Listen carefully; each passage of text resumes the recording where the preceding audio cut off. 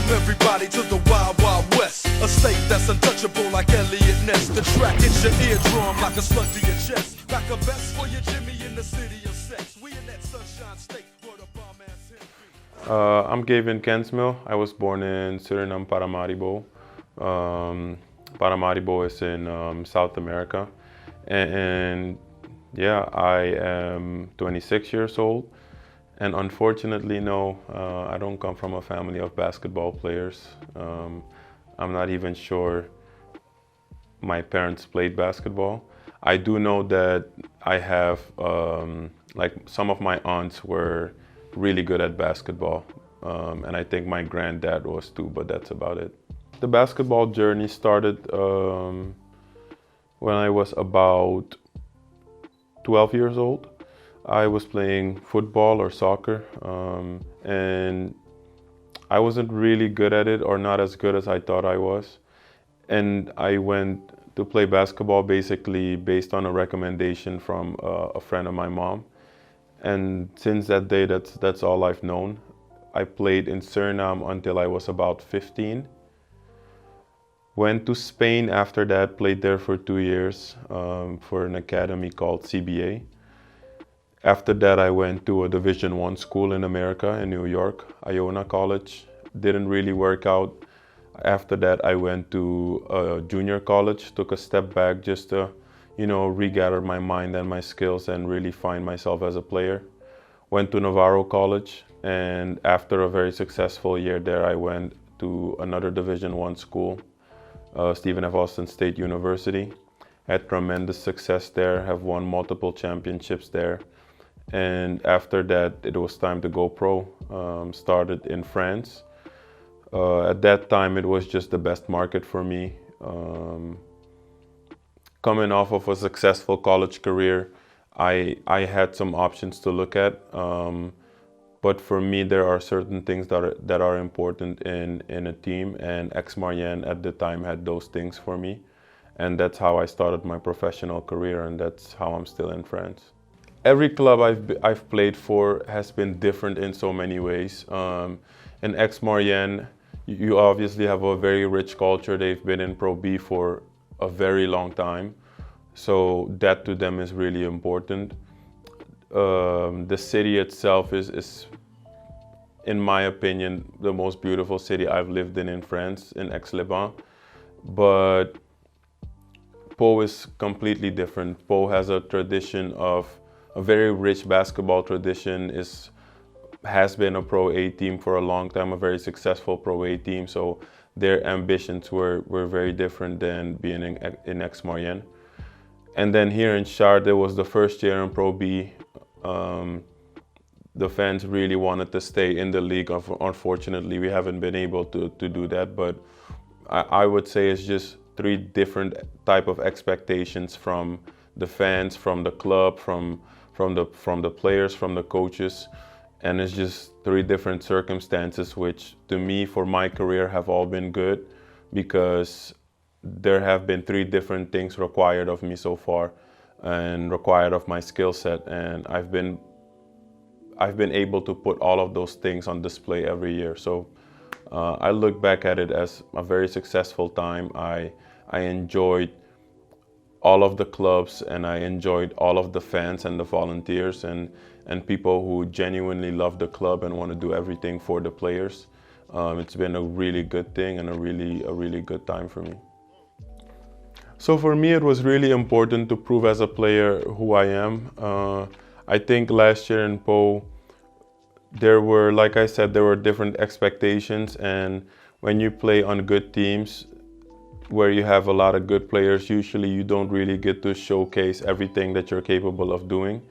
And for me, it was really important to remind people what I'm capable of doing, and that's why I chose to come here. At the same time, yeah, like I said, for me, every year was different, so I see every year as a success. I've been able to finish healthy.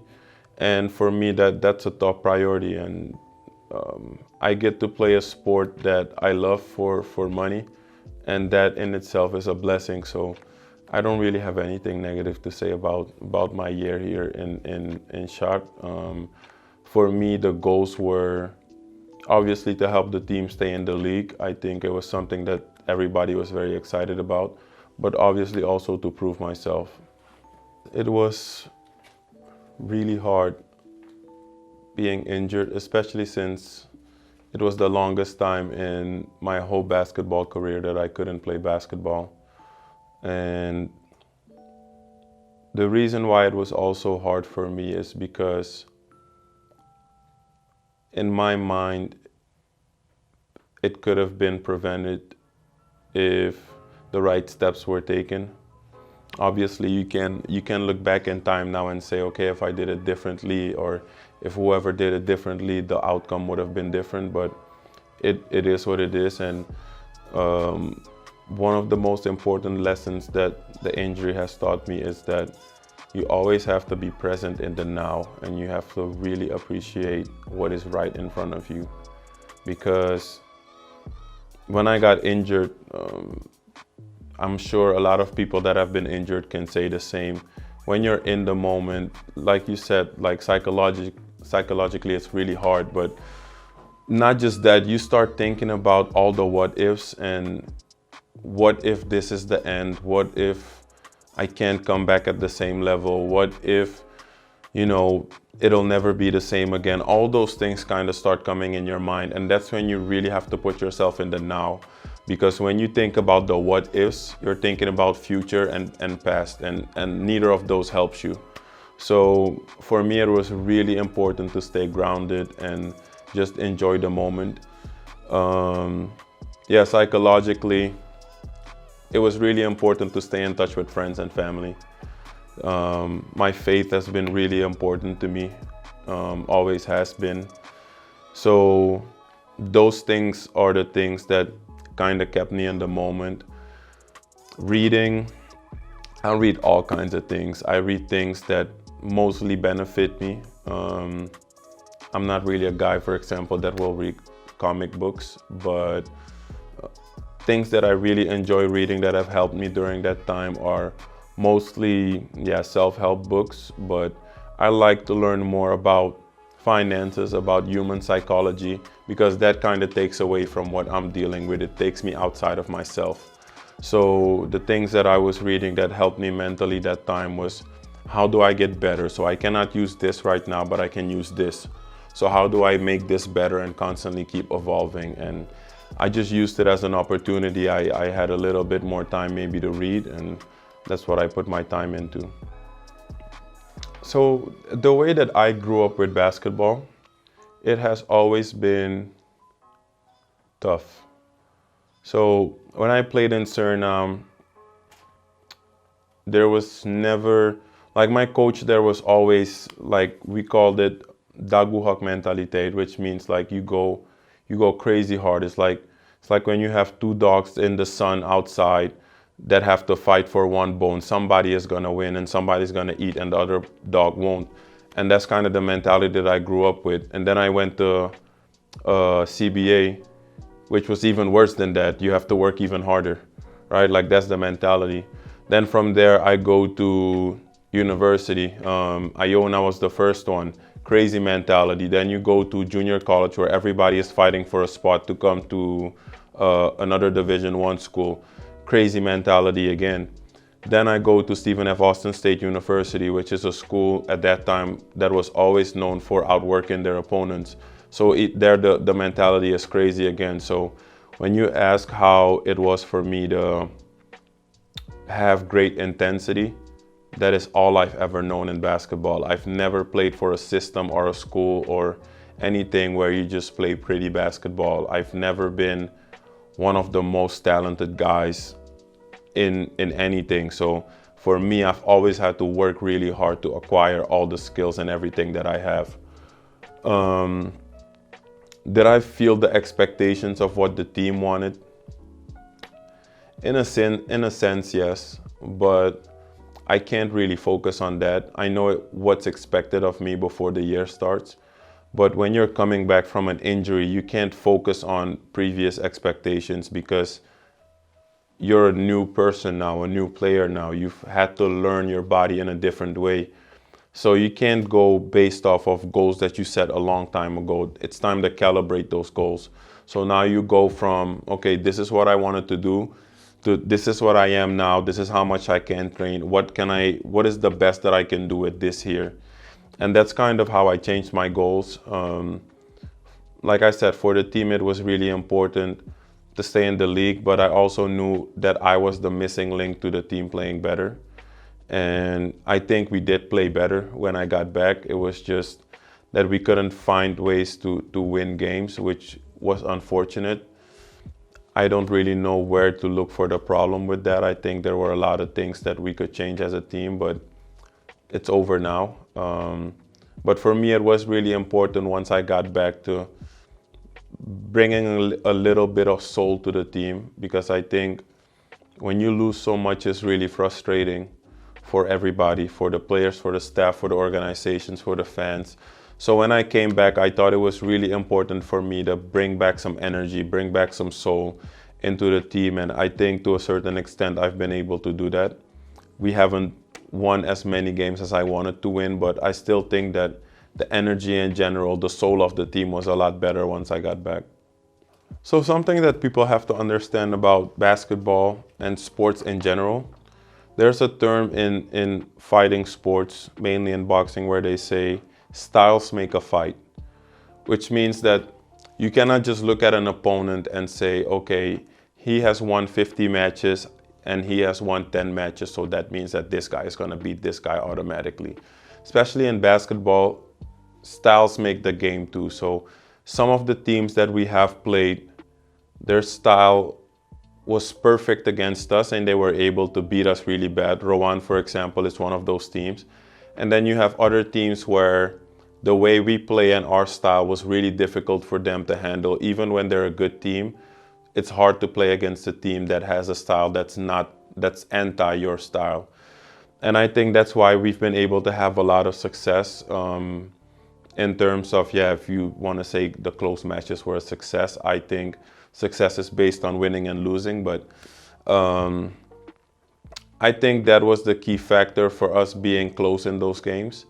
Not being able to win those games is what bothers me, but it is what it is.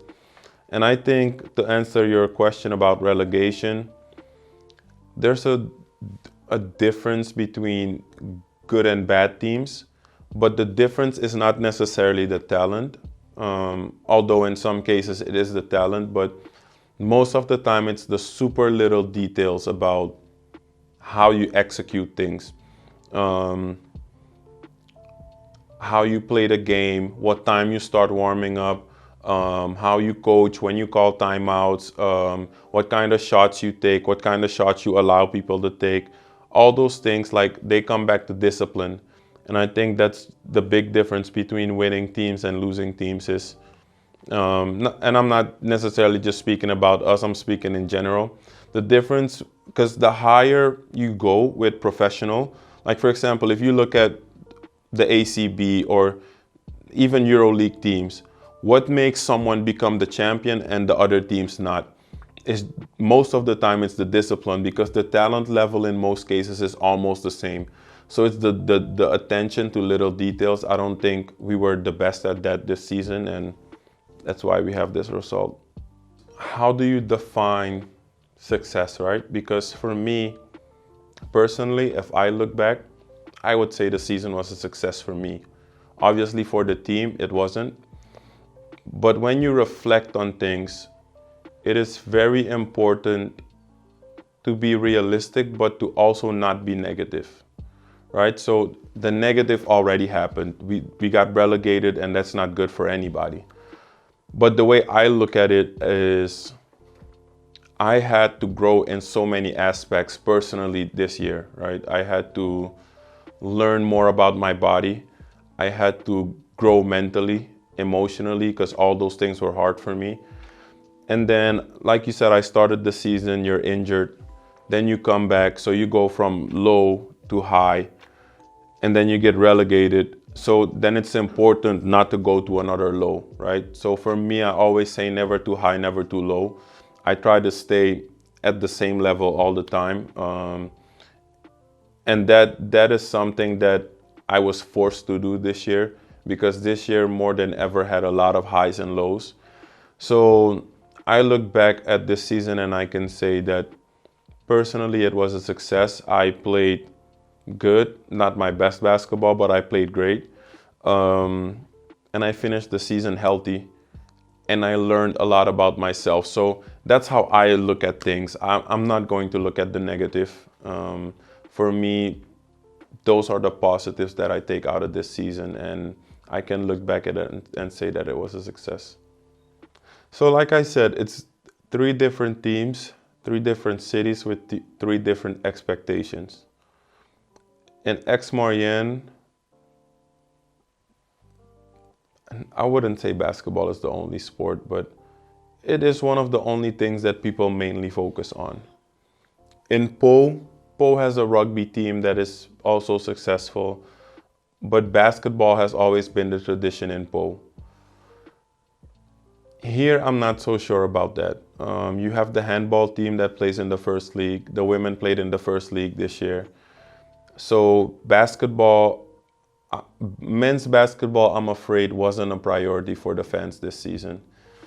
I understand, because as a fan, you also want to see a good product, a winning product, and it wasn't the highest division. So in terms of the fans coming, I still have to say that it was actually good in Chartres, because we didn't win a lot of games, and consistently I think there were more than 2,000 fans every game.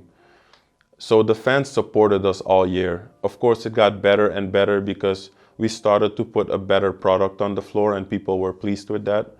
But I cannot say that it was bad in Chartres. Obviously, the other 2 teams maybe was a little bit better because they have different expectations and because of the situation in the city.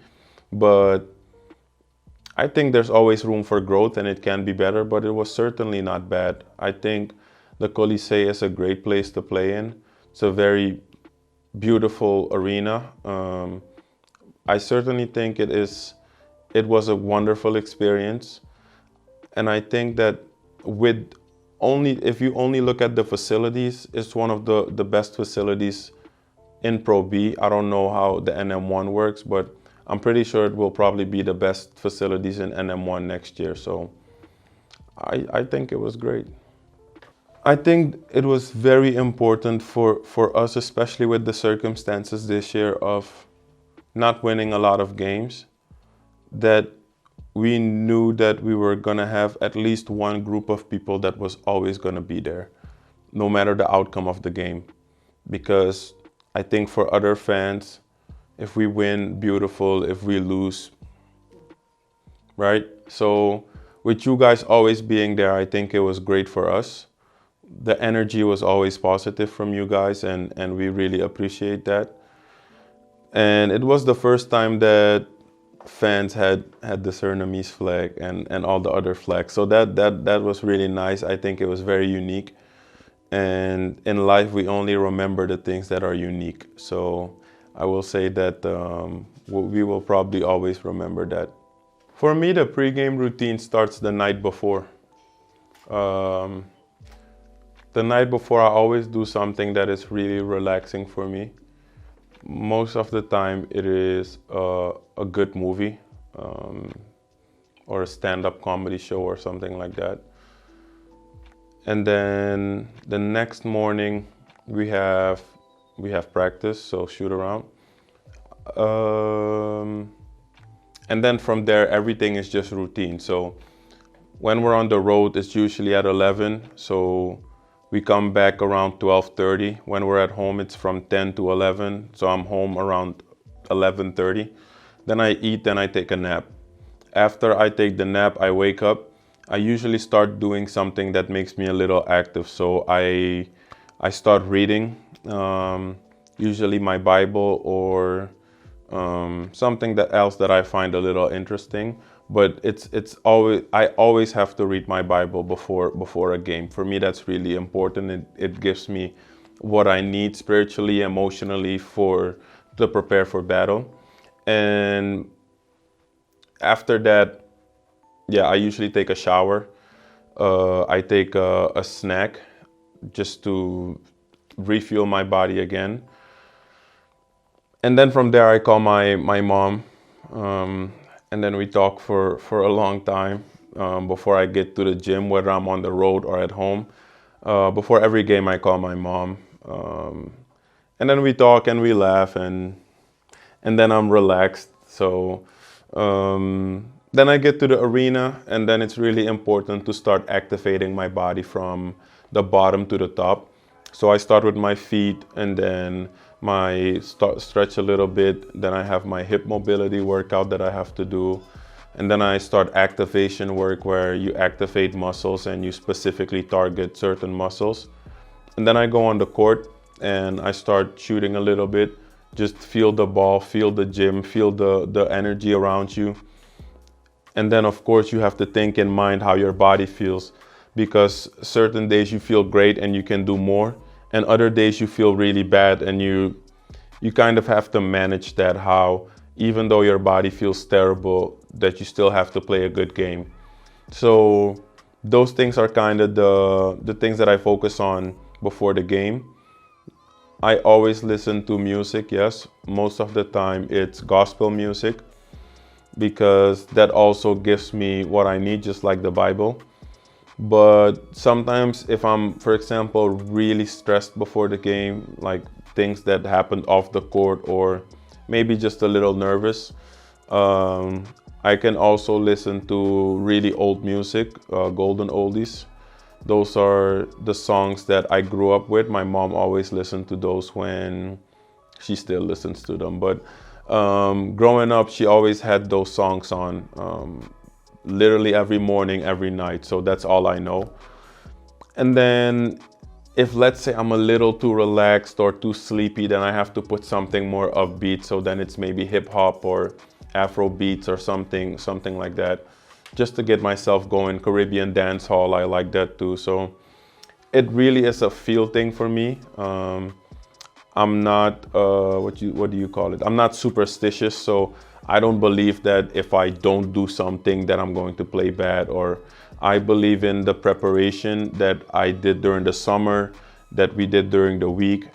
If I've prepared myself well enough, then it doesn't really matter if something happens or not. Because, for example, sometimes I call my mom and she can't pick up the phone, or she's at work, she'll pick up and she'll tell me, hey, I'm busy, I can't talk right now. But that doesn't mean that I'm going to play a bad game. It's just, I'm well prepared most of the time. And for me, a game is just fun time. So I come on the court and I have fun, and that's the end. I have a lot of things that I find interesting, but for me, yes, like you said, photography is something that I recently found a lot of joy in.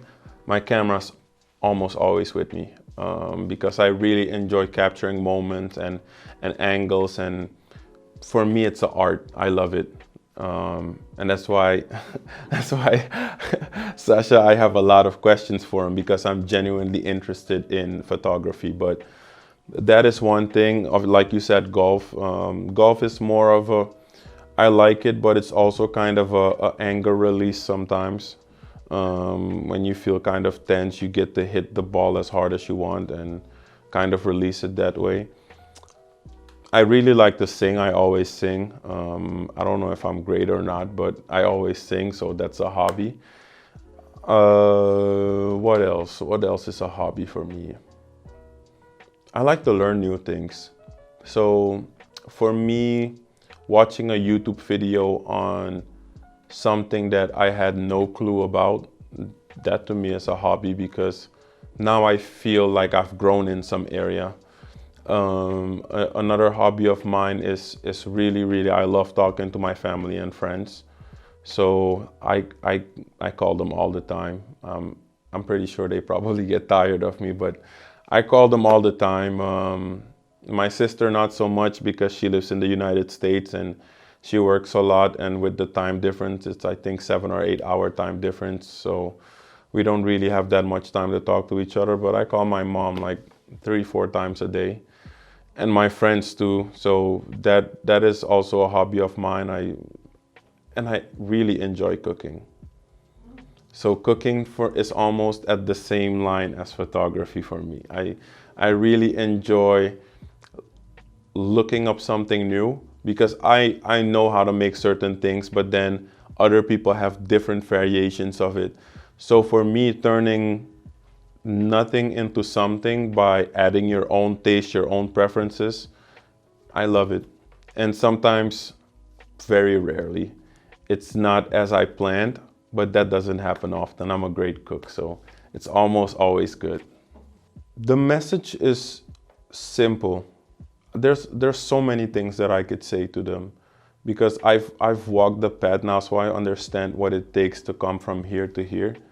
And one of the first things that I would say is invest in yourself, because oftentimes we're scared to, for example, pay money to someone who knows more than you, or to read an hour just to acquire the knowledge, or to whatever, get a chance to go play somewhere.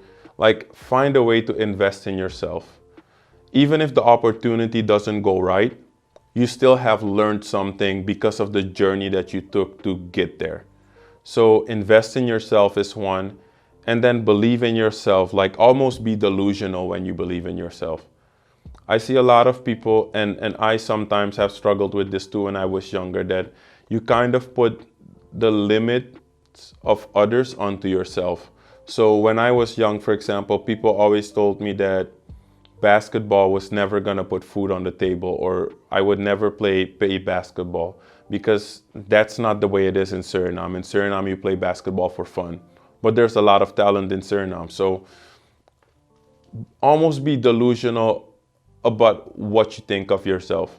Like, when you talk about yourself, without of course being arrogant, people have to almost think you're crazy for what you think that you can accomplish. And then really set out those goals of how you want to accomplish it. Because if you just say it, but there's no action behind what you're saying, then you are crazy too. But when you say, hey, I'm going to accomplish this, and then you take immediate action, action is the currency to success. So immediate action, believe in yourself, and invest in yourself. That's what I would say. So it's also really hard to plan the summer because you don't know what's next, right? So for me, I'm going to see my friends for a weekend, and then I go home, hopefully, to see my mom, and I don't know when I'll see my sister, but being home for now is the plan.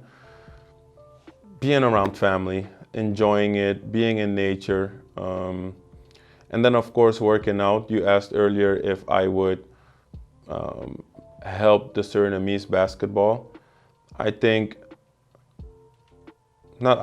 know that I want to. If there are people there that have questions or people that want to know something, I will always be open for that. So that is one of my goals, is to give back as much as I can. For me, it's really important that if you have knowledge, that you share that knowledge with others. And I really want to do that for those kids if they are open to it. If not, more family time for me, but I would love to do that. So kinesiology is basically a study that helps you understand the human body and how to perfect performance. It's only the way it is in America. I have a bachelor degree in it, so that means basically the foundation of it. To specialize more, you would have to get a master's and obviously pick a field. But what you get in the fundamentals when I studied was the nutrition part, the mental part, and the physical part, because those three parts are three of the biggest components of performance. And that's kind of what you focus on. And then of course, if you want to specialize after, you can do that. But for me, as an athlete, it was perfect, because now as an athlete, I can understand from a study standpoint how to make my performance better, the things that I have to focus on. And if I ever were to use that, the combination of me being an athlete and me studying it goes hand in hand. And for me, it was a perfect study. Of course, I like to learn things, I like to study, so I would study anything, but if I had the chance, of course, I would study more. But for me, at that time, it was a perfect study. Oui, c'est vrai, je peux parler un petit peu, mais merci beaucoup pour tout. Et ouais, c'est ça. Je suis un peu timide en français, mais... Je suis timide en anglais. Ouais, c'est ça. Super. Merci à toi, Gavin. Merci à toi. Merci beaucoup. Merci. Whenever we were younger, I always imagined my brother being this superstar. Always. I always looked up to him. I always admired everything that he did or is still doing. And as a younger kid, when we just started playing basketball, I don't really know, but I do know that I always knew or always imagined him being the biggest and the best of everything. So that's what I imagined when we just started playing basketball. I think what I would say motivates my brother the best, I would say family, if I'm not mistaken. Either that or he's always ready to get better at something. So it's always his self-improvement. That is really his motivation. He always wants to be the best version of himself. His biggest competition is himself. So I think that is really what motivates him to do better every day. Every day is better than the day prior to that. And I think that's really what motivates him. But I would also say just faith in family. That's what I would say that motivates him the most. Okay, what really stuck out to me, the good part, is whenever my brother and his team, his college team, SFA, beat number 1 team in the nation, which was Duke. That day was like the biggest day of my life. Like, I called him, and the reason why it was so big, I had a bad basketball game because I myself play basketball as well. And when I called him, like, I was just crying. I was like, oh my gosh, bro, I'm so proud of you. I'm so happy. Like, that day, I remember it like it was yesterday. That day is my favorite basketball moment of my brother. Whenever he gets on the court, it's time for business. It's time to win. It's time to go hard. He's so dedicated. He's always in the gym getting better at something. Basketball is it's not just a ball and a bucket and a court. Basketball is everything. When I say everything, on and off the court, he's getting better at being just a human outside the court, and on the court he's also getting better.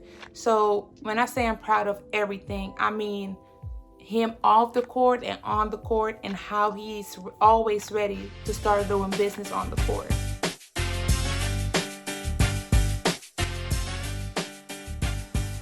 Okay, and it's the end of the season, but it's one of many more to come.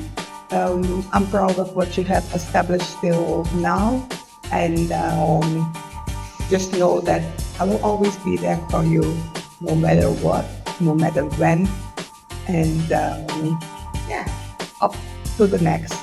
Love you, bye.